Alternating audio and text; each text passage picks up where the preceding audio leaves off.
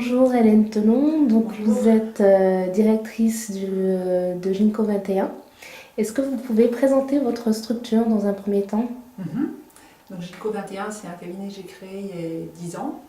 Et notre mission, c'est d'accompagner des entreprises dans la transformation de leur offre pour aller vers des produits et des services plus responsables. Donc c'est un tout petit cabinet, on est 4 personnes, et on travaille plutôt pour des grosses entreprises. Ça arrive qu'on travaille pour des TPE, mais l'essentiel, plutôt des PME, mais l'essentiel de notre marché, c'est des grosses entreprises dont on accompagne par exemple Saint-Gobain dans le déploiement de l'éco-innovation dans toutes leurs activités dans le monde. D'accord. Donc aujourd'hui on est au colloque national de l'éco-conception. Pour vous, quels sont les points essentiels à retenir pour les entreprises qui souhaitent mettre en place une démarche d'éco-conception? Alors, c'est revenu plusieurs fois dans la journée, c'est vraiment notre credo aussi chez Ginkgo 21.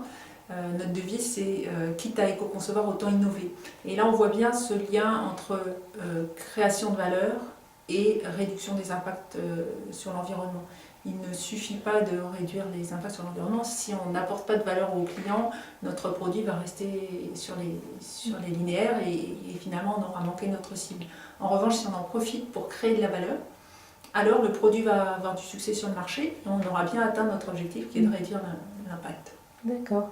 Donc vous êtes également animatrice d'une tribu. Est-ce que vous pouvez nous expliquer un peu comment s'est construite cette tribu et comment ça s'est passé, sur quel secteur d'activité vous êtes? Ok, bien sûr. Donc moi j'anime une tribu qui est un peu particulière parce que on a rassemblé des designers. Donc on n'est pas sur une thématique filière ou métier, c'est plus transversal. Donc nous on a choisi de travailler sur un des produits qui est développé par un des designers qui est dans la tribu. Il s'agit de mobilier pour des personnes âgées, donc dans des EHPAD. Et on travaille sur une table. Comment on a travaillé à la fois sur les enjeux de cette entreprise et puis les parties prenantes. Et là, on s'est aperçu justement que dans la roue des parties prenantes, eh bien, on pouvait en rajouter.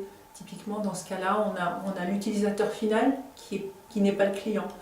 Donc c'était intéressant aussi de le mettre en lumière. On a repéré également le personnel soignant qui voilà, on va faire de l'ergonomie pour ces personnes-là, mais finalement c'est pas le client non plus. D'accord. Donc la tribu fonctionne très bien.